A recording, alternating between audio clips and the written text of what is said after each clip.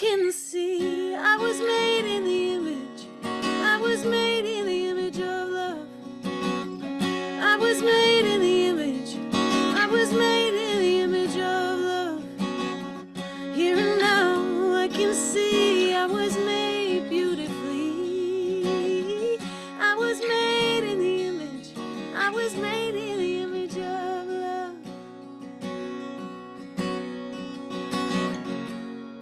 Beyond books and words and songs, at the gate of all my longing,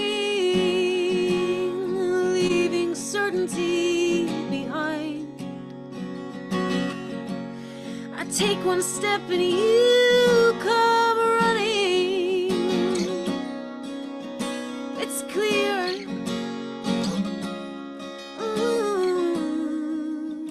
In the deepness of here, I can see you were made in the image.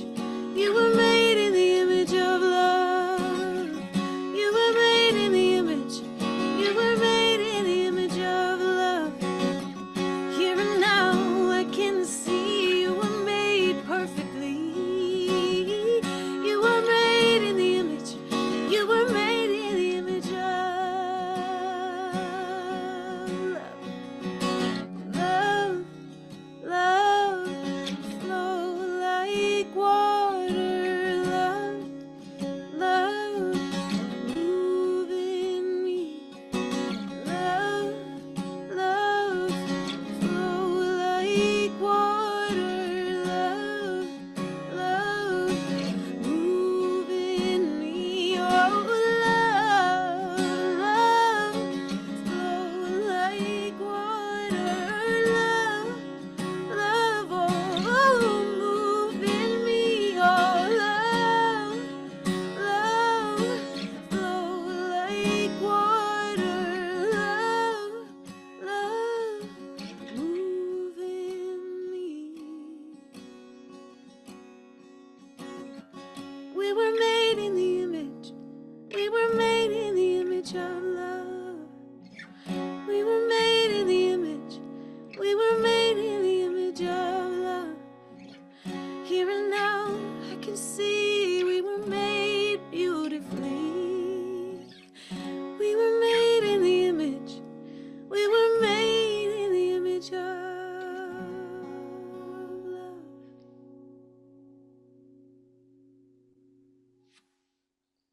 Thank you, Jesse. That was so, so beautiful. Over to Beautiful. you, Juliet. Awesome. Thank you so much, Jesse. That was so lovely. So now's our time where we get to become still together to not only connect to our source individually, but collectively. So just in this moment, allow your eyes to close and just know that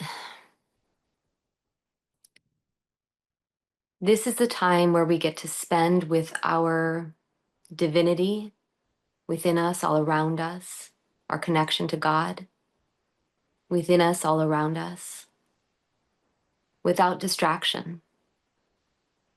And not only do we get to do that for ourselves, we get to do it in community together, and how powerful that is to become connected to the deepest place of our soul for just a few moments.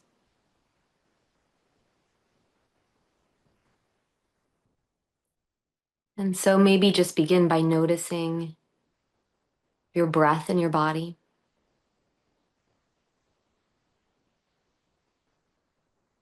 Maybe noticing where you feel your breath, the quality of your breath. Is it deep? Is it shallow?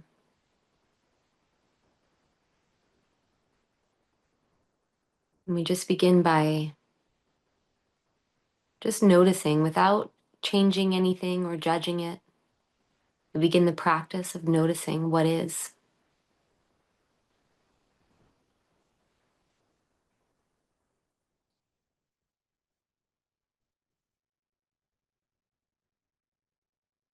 So whenever I meditate, my intention is to connect with the Most High, which I call God, which is everywhere, all around us and within us in its fullness. So you can use that as your intention, or if you have another intention that you like, you can use that. And so one thing I like to do in meditation, and I offer this to you, is to find an anchor point. So you can use an aspect of your breath if that's helpful. Or I often like to use a quality of the spirit, a word like love, peace, grace.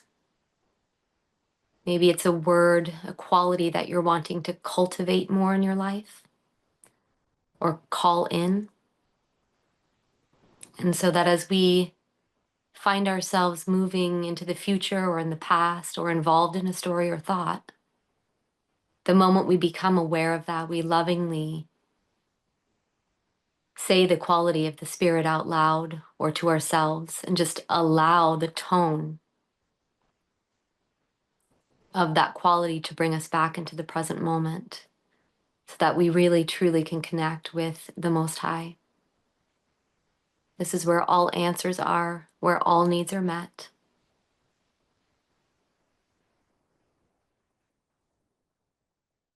And so we just allow ourselves to be exactly as we are in this moment, knowing that you don't need to be any other way, that whatever is existing in your body temple, in your consciousness, is perfect. And we just allow it to be. So we'll just spend a few moments in the stillness together, in the silence together, communing with the Most High.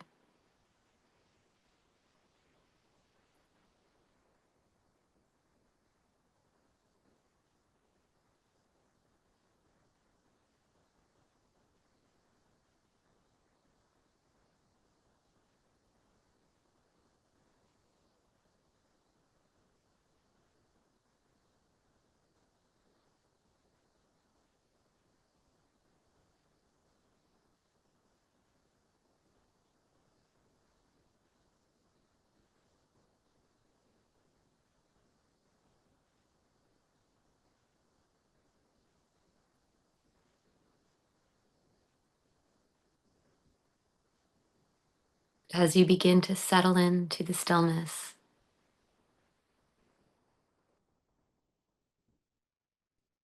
you may be more aware of any busyness in the body or any sensations, any busyness in the mind, the consciousness.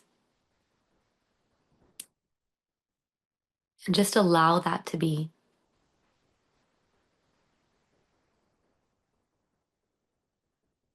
We're not trying to change anything, just simply connect.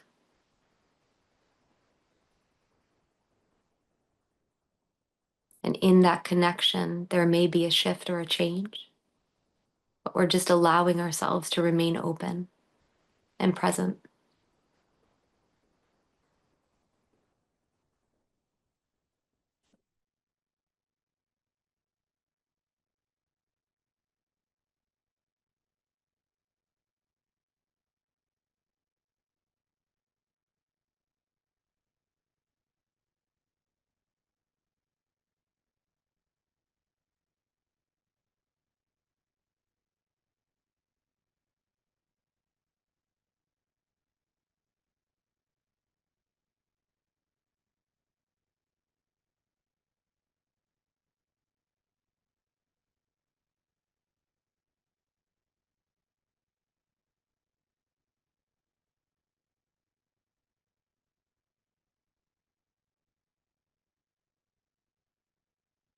Noticing where is your attention.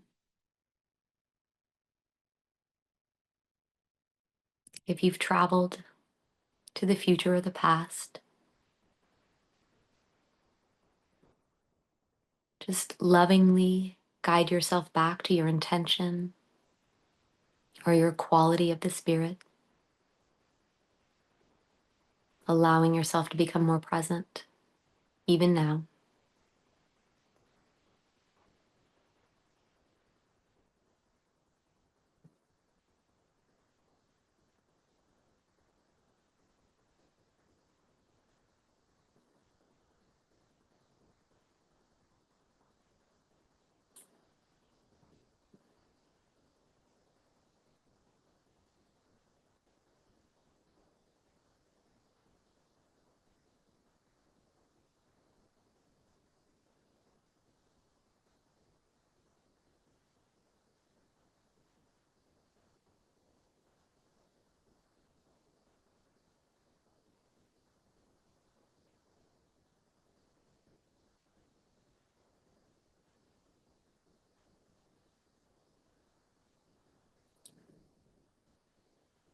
So, as we begin to close out this time of stillness, this time of connection, we remain open, we remain connected, and available to all that is about to unfold as this amazing service. Any messages that are coming forward for our hearts and our souls, we bless them, give thanks for them.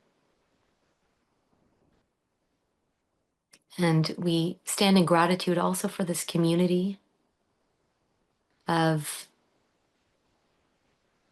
like-minded and beautiful souls that have come together to raise our vibration and therefore raise the vibration around us. And so we'll finish the meditation today with just a breath. We'll allow ourselves to take an inhale breath and easefully exhale out.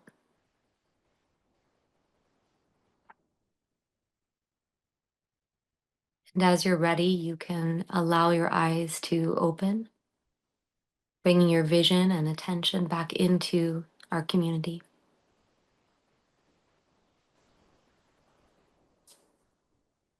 Thank you, Juliet.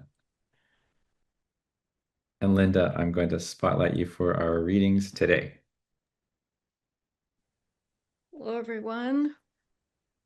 Today's reading is from the Unity Daily Word.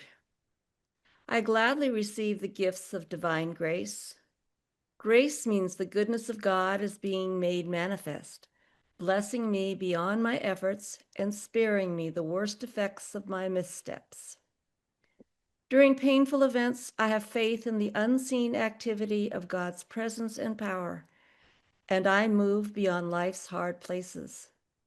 My responsibility is to love others, practice kindness, and trust in life's orderly unfolding.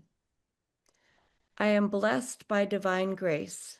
I do not need to solve every problem, heal every discomfort, patch up every tattered relationship, and try to force my good to appear. I will follow my inner guide to bless, release, and forgive myself and others.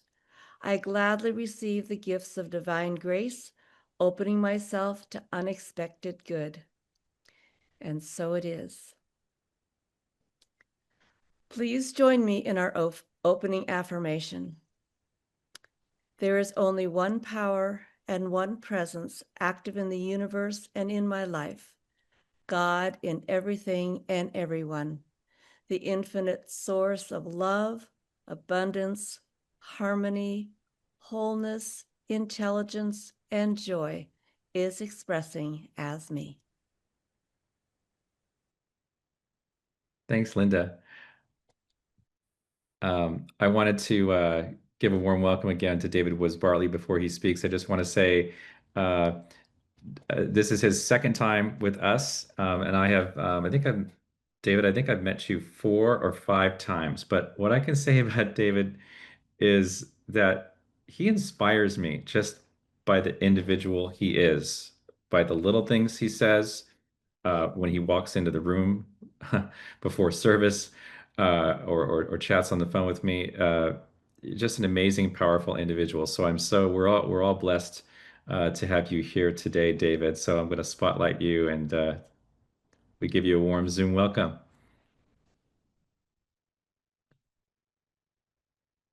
Brother, thank you. And I love you dearly. You are one of my favorite people in the world, and I feel incredibly blessed that life has connected us, and so happy to be here with all of you today.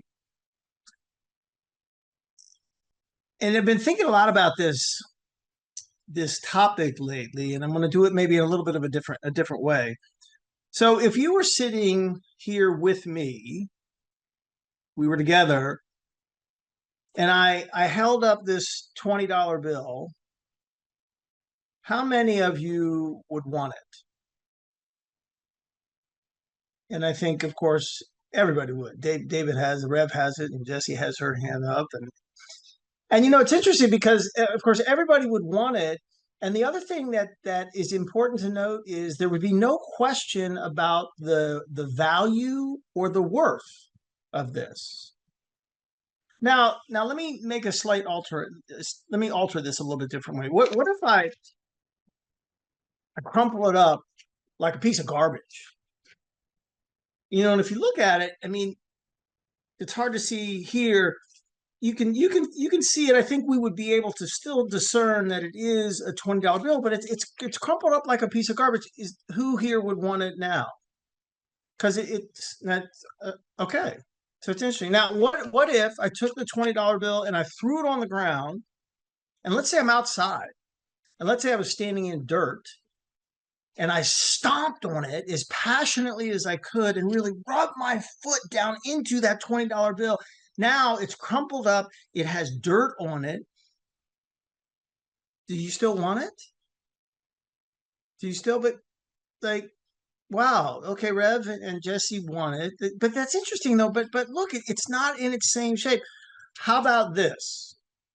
So this here, this is literally toilet water. I took it out of the toilet in my bathroom. And there's that $20 bill. I'm gonna mix it up there. Okay, there it is. This is toilet water.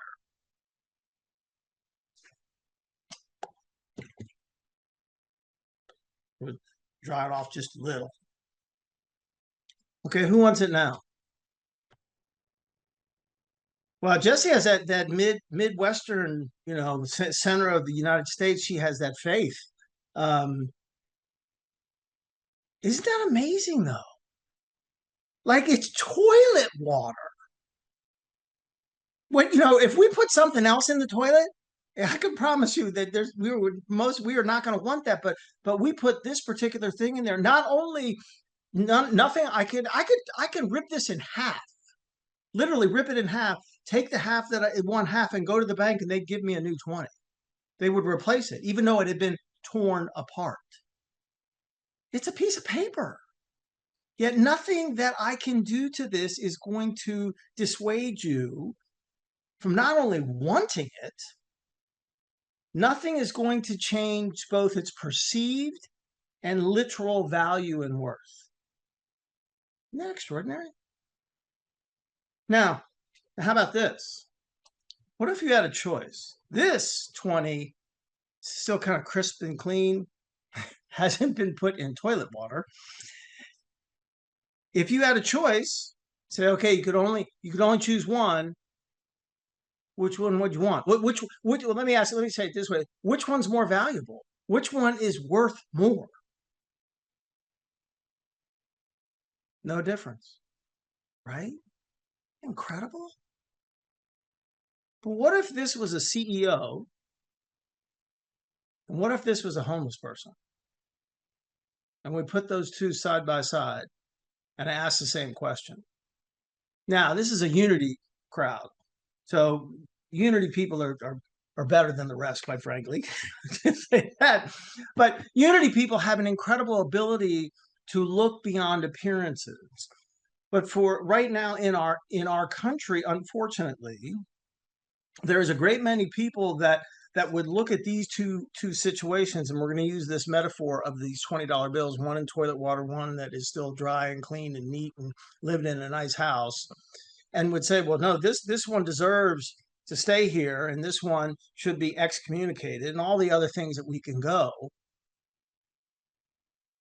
And I think it's this, the reason I bring this up is I think it is such an incredibly important lesson, and preparing for this really had me confront my own discrimination, quite frankly. When I thought about, and the idea came, well, I can do this and then talk about CEO and a homeless person, I had to ask myself, do I, would I, can I look at those two souls, those spiritual beings having a human experience, as we say in Unity, do I see them as worth the same?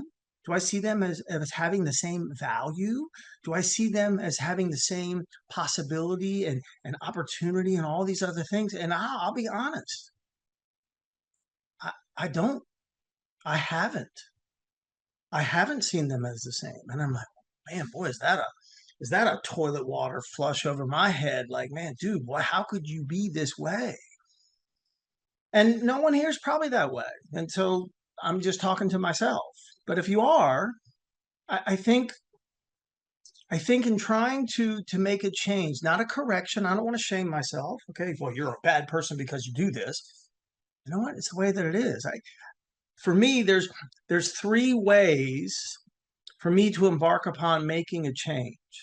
And the first is, and ultimately the goal is to be able to be at a point one day in my life when I can look at the CEO and I can look at the homeless person, I can look at the man, I can look at the woman, I can look at the child, and I can look at the adult, I can look at the soul of Hispanic and the one of who is white, that no one's any different, and no matter what, it doesn't matter what happens to them, what has happened to them, doesn't matter what their story is, that their value doesn't change and their worth doesn't change. And in the words of our magnificent singer, because the truth is we are made in the image of love. And I was like, oh my gosh, Jesse, how did you know to do this song on this day? Like, this is perfect, because that's what I want to need to. So the first step of three, the first step is for me to admit I do this.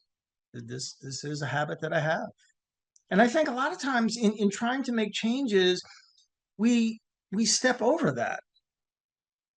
It's okay to make the admission, like, no, this is what I do. And then the other thing is, the Rev knows this, I hate why questions. I think because if Jesse asked me a why question, then what I have to do is I have to provide all this evidence, all this data. I have to justify. But if we can change that question to what, it's not why did you do this, it's what inspired you to do this. Now I have an opportunity to share. So it's not why do I have this tendency, is what is my belief that is causing me to act this way? So because I think we get a lot of suggestions about, okay, you got to change, you got to change your thinking, you got to get away from stinking thinking. Well, you're not going to be able to change your thinking in any substantial way. You're not going to be able to alter the way that you feel in any substantial way until you change your belief. Everything that we do can be traced back to our beliefs. Everything. And so I think we miss that. And so I have to look at, okay, what is my belief that has created this perspective, this lens that I'm looking at, let's just keep it economic, two different people in two different set of economic circumstances. What's my belief system that's having me think, feel, and behave in this way? And I think the reality is I can relate to both. I've had moments in my life when I was at the top of the hill, when I was the head of a nationally recognized in USA Today nonprofit organization, when I had perfect credit, when I didn't have debt, all these different things. I can relate. I know what that feels like. I can also relate to what it's like to literally hand the keys to the repo man and watch him ride away with my vehicle. I know what it's like to have my home foreclosed upon. I know what it's like to sign bankruptcy papers. I know what it's like to have a credit score that's not even a score.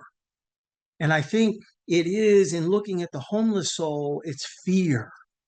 Like, oh, wow, maybe, could I potentially go back to that place? And fear is compelling. Fear can create a whole set of beliefs.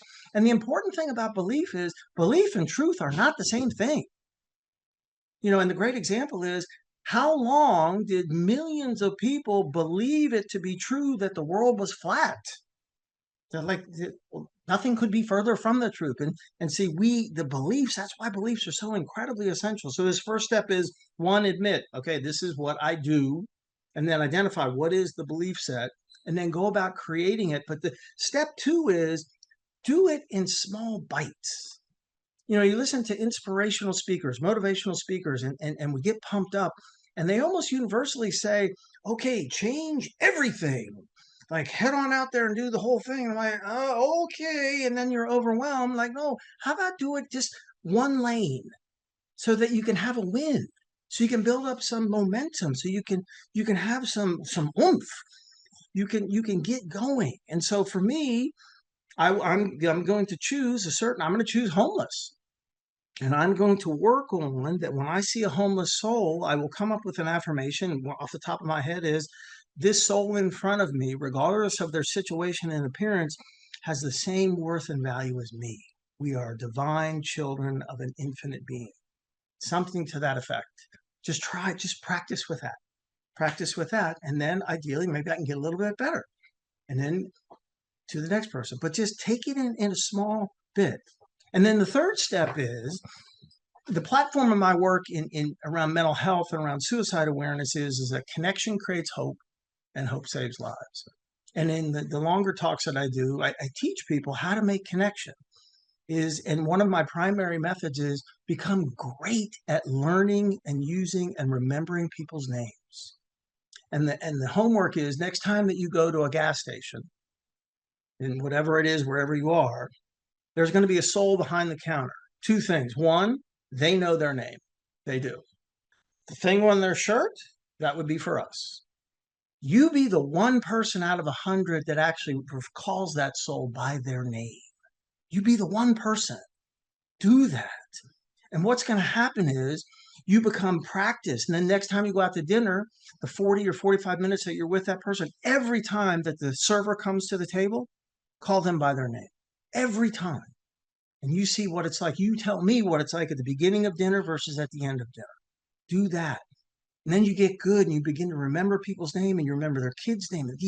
Anything you can do to create the experience where somebody, along with yourself, because you're part of the program, you can't help but to enjoy it. You feel seen, you feel heard, and you feel valued. When you do that, you know what that does? Is it gives you this beautiful experience of mutuality, of belonging. Economics and past and circumstances, it's completely out of the window when you call somebody by their name and you can watch their reaction. When you call somebody by their name and you've remembered it, they're like, oh my gosh, how did you remember my name? That helps us to remember that we're all infinitely valuable. We're all priceless. We're all perfect in the eyes of the universe. How about we give that to each other? And I was in the grocery store just a couple of days ago, and I was checking out, and there was a young man I'd never met before, and he didn't have a name tag on. And we were about a third of the way through the process, and I said, hey, brother, may I ask, what's your name? And he like froze, like looked a little suspect, and he said, well, my name's David. And I said, well, hi, David. Thank you. It's nice to meet you. And he continued a little while longer, and then he stopped again, and he looked at me and he said, can I ask, why did you ask my name? And I said, brother, you're taking care of me. You're serving me.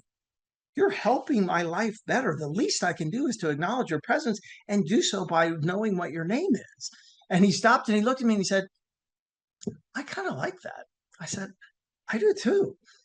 And then just another second, he said, well, what's your name? He said, well, I think you're going to kind of like this. He said, my name's David too. And he said, oh my gosh, that's amazing. And just this, it's the simple thing that takes away all the pretense and the separation, the illusion, reminding us, and of course in unity, and Rev does an amazing job to remind us we're all connected. We can't help but to be connected. So first part, admit, identify the belief. Second, pick a lane, practice in one area. And third, just become a universal connector, because it really gives you it puts this something that's theoretical. It really anchors it down, because in that moment of connection, it is so perfectly mutual that you realize how great you both are.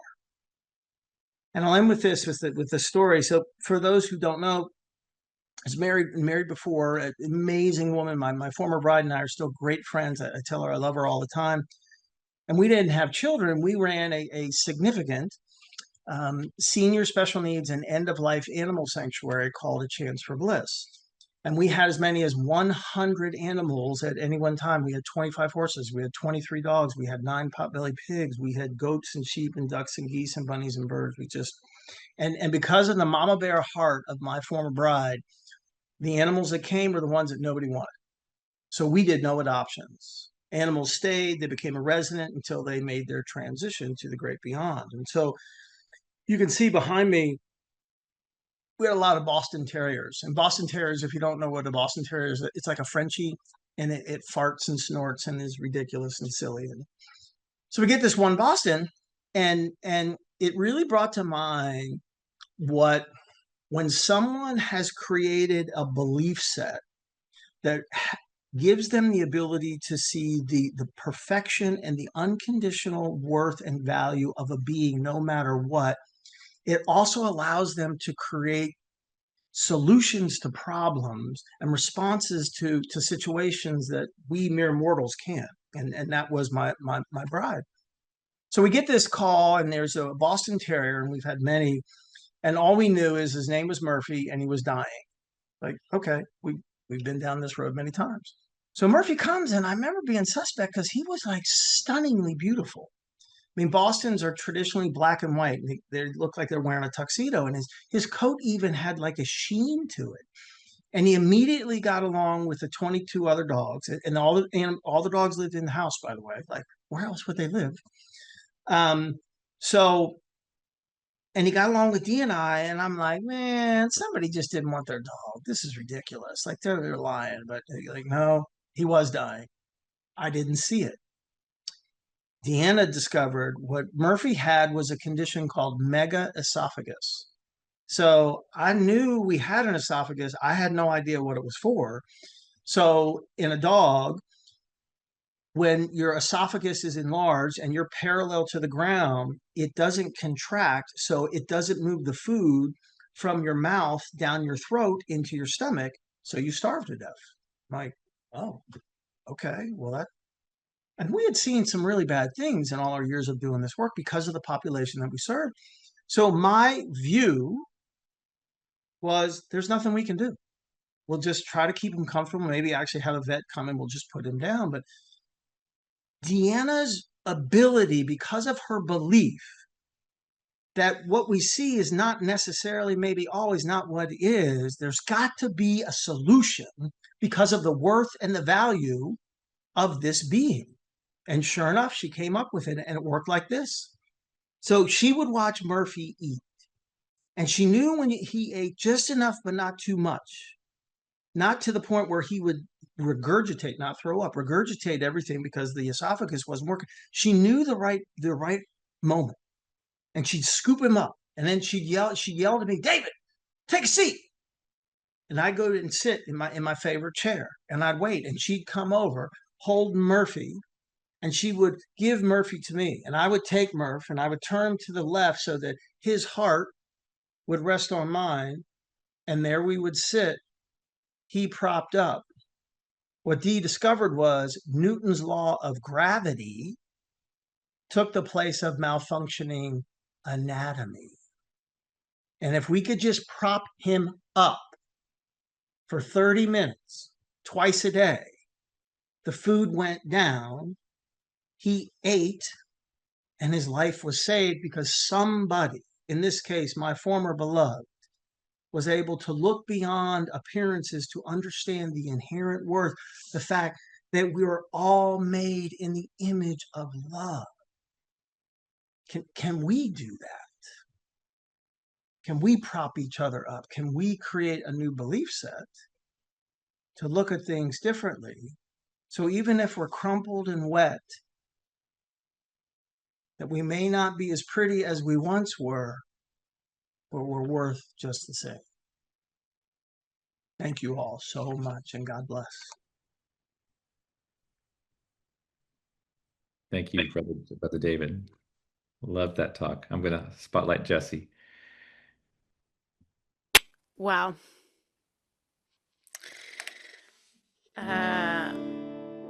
David, I can see why you like David. Oh, I thought you were talking to me, just talking to me. David DeLillo, I can see why you like David Bartley. Yep. Thank you, Jess. Amazing. Thank you, sister. For the record, it's quite plain why everyone likes David DeLillo also. Yeah. And thank you for your songs. Any reason the talk was successful was because it was set up by you and Juliet. The freaking amazing meditation. Like, wow. For sure, that meditation was fire. Meditation was yes, exactly.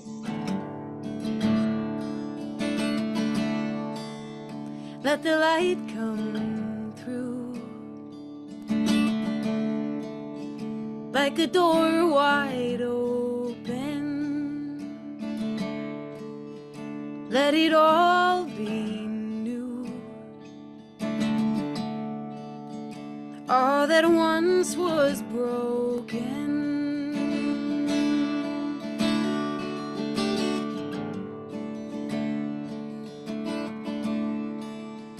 Let the light come through like a hearth in winter. Let it fill the room, ever warm and tender. It lives in me, it lives in you. So let the light come through.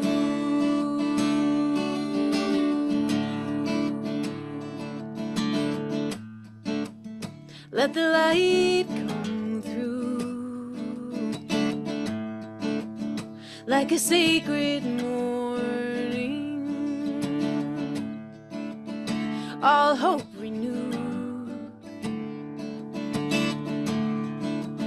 See the world transforming.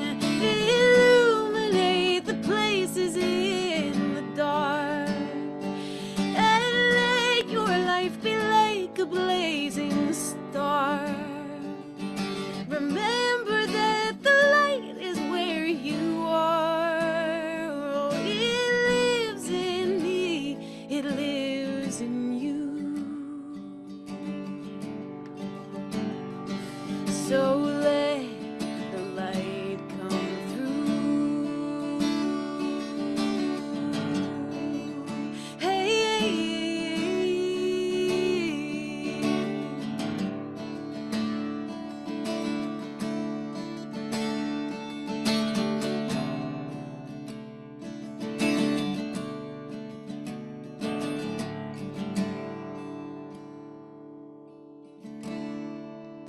Let the light come through. There's no need for hiding. It was always you. Ever golden shine.